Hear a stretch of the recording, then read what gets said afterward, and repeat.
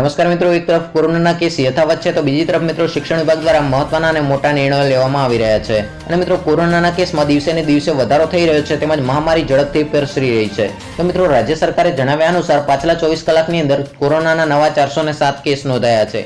આ ઉપરાંત મિત્રો એક દર્દીનું મૃત્યુ કોરોનાના કારણે થઈ ચૂક્યું છે। તો મિત્રો રાજ્યની અંદર અત્યારે કુલ મૃત્યુઆંક 4410 ને પાર કરી ચૂક્યો છે। તેમજ મિત્રો રિકવર થનાર દર્દીઓની સંખ્યા 2,63,116 થઈ ચૂકી છે। આ ઉપરાંત મિત્રો અત્યારે 32 દર્દીઓ વેન્ટિલેટર ઉપર છે અને મિત્રો કોરોનાના એક્ટિવ કેસની સંખ્યા 2,363 ને પાર કરી ચૂકી છે। તો મિત્રો શિક્ષણ વિભાગ દ્વારા પણ મહત્વના મને મોટા સમાચાર મળી રહ્યા છે।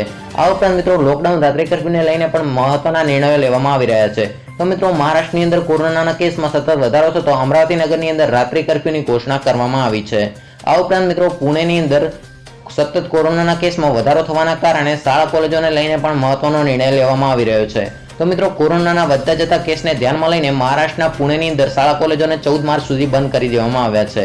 તો મિત્રો ગુજરાતની અંદર શાળા કોલેજોને બંધ કરવાને લઈને કોઈ સમાચાર મળી રહ્યા નથી। તો મિત્રો ગુજરાતને લગતી કોઈ પણ અપડેટ મેળવવા માંગતા હો તો મિત્રો આપણી ચેનલને સબસ્ક્રાઇબ કરી લેજો। જ્યારે પણ મિત્રો ગુજરાતને લગતી કોઈ પણ અપડેટ આપવામાં આવશે તો મિત્રો સૌથી પ્રથમ તમને વિડીયોના માધ્યમથી જાણ કરવામાં આવશે।